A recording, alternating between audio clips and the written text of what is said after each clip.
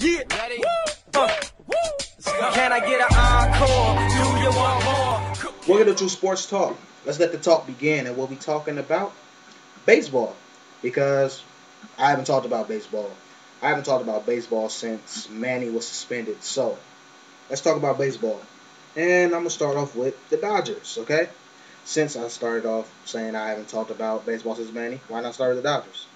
Dodgers, surprisingly to me, they still have the best record in the majors.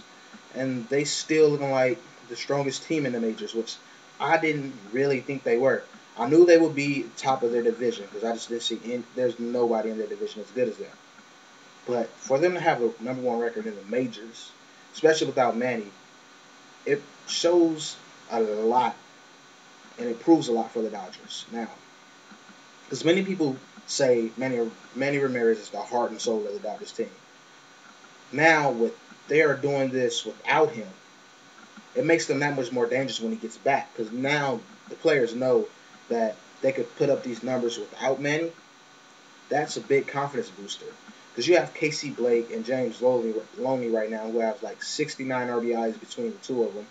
I mean, got him up 69 RBIs. You have Juan Pierre who stepped in for Manny. He's batting 397 with like 10 stolen bases, 20 RBIs, something like that. I don't have a teleprompter telling me these things. I'm trying to remember off the top of my head.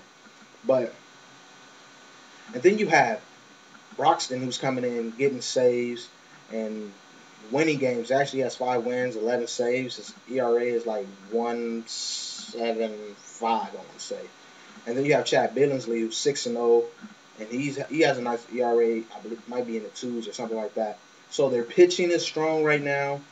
Their batters are hitting with confidence, and then they have a closer who's closing out these games. So Dodgers are looking very strong. And I had a question about the Manny Ramirez All-Star game thing. Quick thing, he shouldn't play in the All-Star game. That's how I feel about it. And it has nothing to do with his test or anything. It has, well, kind of, because he's not playing. That's my main reason. If he was playing, of course, but he's not played. He hasn't played. The All-Star game is usually, you're supposed to vote in the players who had the best first half of the season. If he's not played for first half of the season, how can he justify playing in this All-Star game? It's supposed to be for the best players in the first half of the season. That's why I feel he shouldn't play if he gets voted in. He shouldn't play. And that's simply how I feel about that.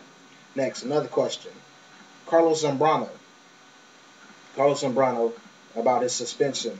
I feel he shouldn't got suspended because I think when it comes to when they say you're bumping the referee, I think it has to be a very blatant, intentional bump to the referee where you actually try to cause some type of harm or little fear. But if you're talking and you're walking and then this referee walks into your path and you bump into him or walk into him, it's not. I don't see him being suspended for that.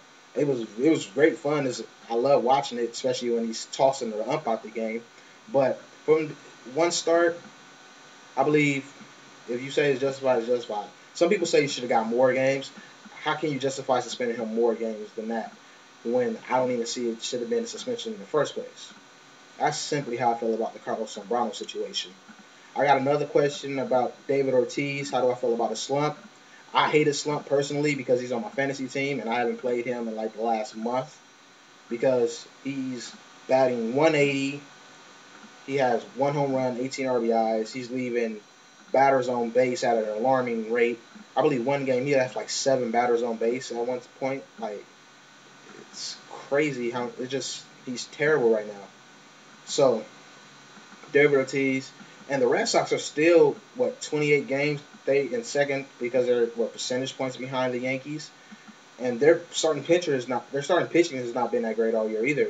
I think their starting pitchers ERAs are like 5.7, I want to say.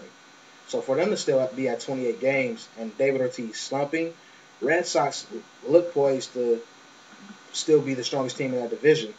I mean, eventually David Ortiz is going to have to hit better and their starting pitchers are going to have to pitch better because the Yankees are looking alive. They've won the last 15 out of 20 games, I believe it is.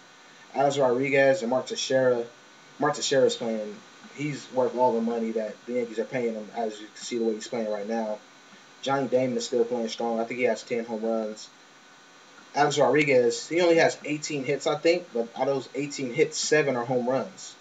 So the Yankees are coming on strong. CC, I'm not sure about CC yet because you see the good CC and then you see the not so good CC right now. So, but the Yankees and the Red Sox are at the top of the AL East, which looks a little bit more normal now. The Blue Jays, they are falling at an alarming rate. I think they've lost 8 of their last 10. So the Blue Jays are another team that seems to want to get back to their regular playing ways, like the Florida Marlins, who started 11-1. Since they started 11-1, they've only won like 12 games since that stretch. They're 23-27. So I think the Blue Jays are going to fall into the Florida Marlins slump and just keep losing and losing and losing. But not taking anything away, they're going to win the games where Holiday is pitching because he's pitching out of his mind. He has what 8? He's 8-1 right now. So the games where Holiday pitched, they're going to win. But I don't see them staying close to the Red Sox and Yankees, even the Rays at this point. So that's my talk on the AL East. Who else should I talk about? Is there anything you want to hear about as far as baseball? Let me know. I'll just random things off the top of my head. That's baseball talk for now.